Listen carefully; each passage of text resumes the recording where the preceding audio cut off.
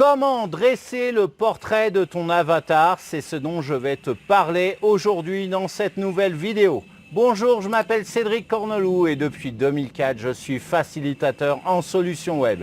Je vais lancer le jingle et je t'explique tout ça après. Comment donc dresser le portrait de ton avatar? C'est parti.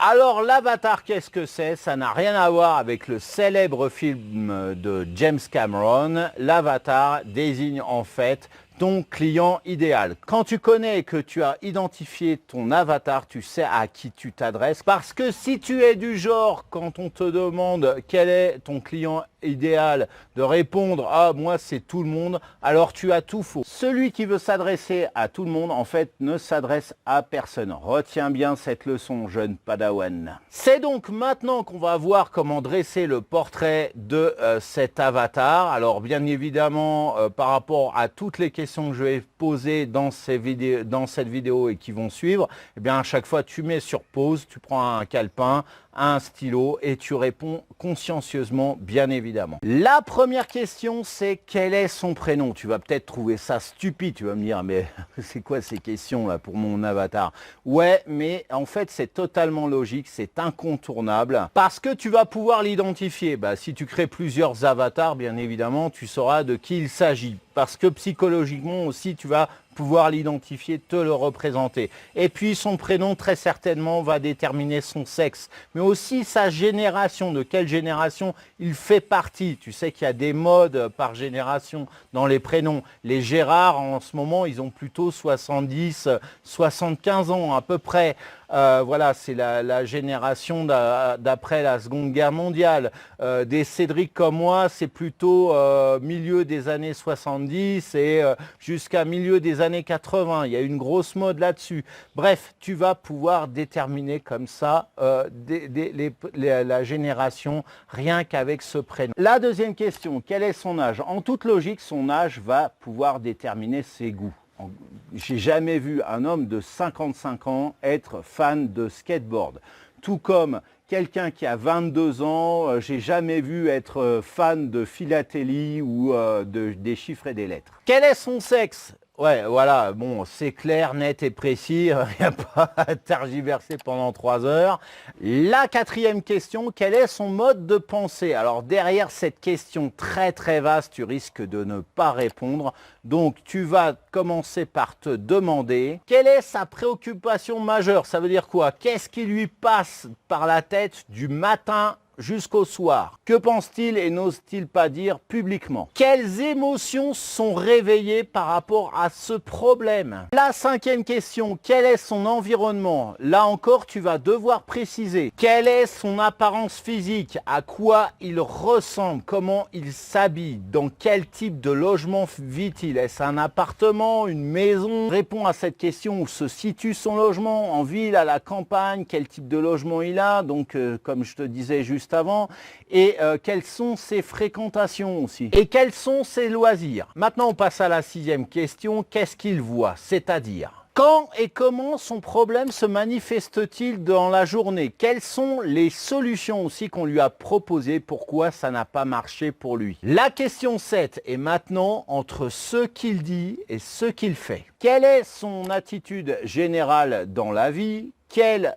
solution a-t-il essayé d'entreprendre pour pouvoir résoudre son problème par lui-même, par exemple? Comment parle-t-il de son problème? Y a-t-il une différence entre la manière dont il parle de ce problème et la façon dont il agit par rapport à ce problème pour essayer de le résoudre ou pour vivre tout simplement avec? La huitième question maintenant, qu'est-ce qu'il entend? C'est-à-dire qu'est-ce que lui dit régulièrement son entourage? Quels sont les médias qu'il suit et comment tout cela l'influence? La neuvième question, c'est quels sont ses problèmes? Alors, premièrement, est-ce que c'est un problème réel ou est-ce que c'est un problème issu de son imagination?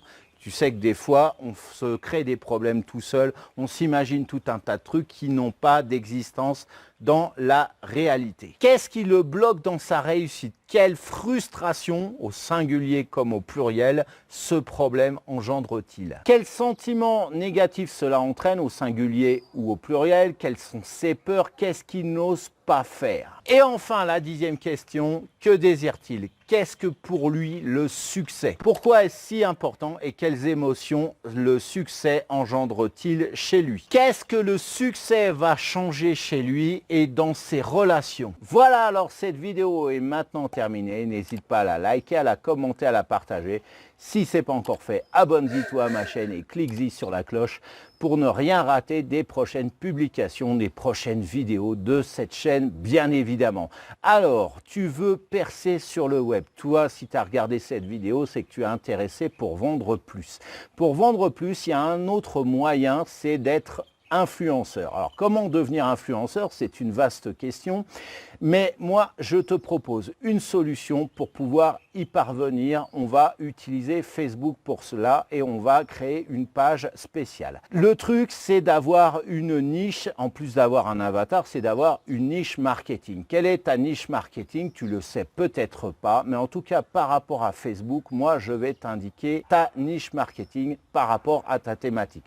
Si toi, ta thématique c'est les voitures, je ne vais pas changer ça par rapport à vendre des cannes à pêche. Non, absolument pas. On garde les voitures, mais je vais te proposer un angle d'attaque particulier qui va faire que par rapport à toutes les publications que tu vas faire sur cette page Facebook qu'on va créer ensemble, eh bien, tu vas avoir énormément d'interactions, de likes, de commentaires, de partages. C'est ça avant tout un influenceur, c'est quelqu'un qui génère des likes, des commentaires, des partages. Et puis derrière ça, eh bien, c'est quelqu'un qui va vendre mieux. Vu qu'il influence, il vend beaucoup mieux. Et on va voir dans cette formation des techniques inédites par rapport à ça. Au passage aussi, on va voir comment augmenter de façon gratuite ta communauté sur Facebook de façon gratuite et constante. Donc moi, il faut savoir que toutes les formations que je crée, je les teste avant. J'ai donc créé une page par rapport à ma thématique, par rapport à ce que je dis dans cette formation. Donc j'ai appliqué tout ça. Bon, j'ai appliqué tout ça avant de faire la formation en fait.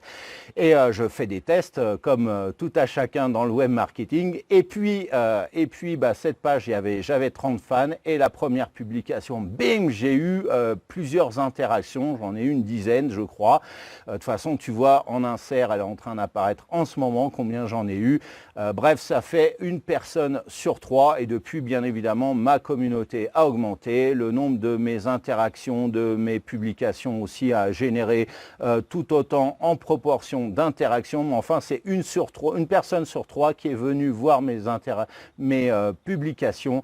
Moi, j'ai d'autres pages Facebook qui ont plusieurs centaines de fans dessus et je peux t'assurer que je n'atteins pas le même score et pour toutes les publications que je fais.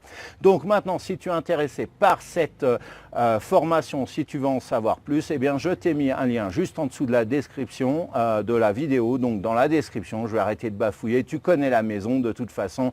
Donc tu me retrouves juste en dessous. Tu cliques sur le premier lien que tu vas trouver, donc qui va parler de cette formation pour devenir influenceur sur Facebook et puis tu cliques dessus, on se retrouve tout de suite après et un peu plus tard tu reviens sur la chaîne pour une nouvelle vidéo. Donc en attendant de se revoir de toute façon, je te souhaite de passer une excellente journée. Ciao.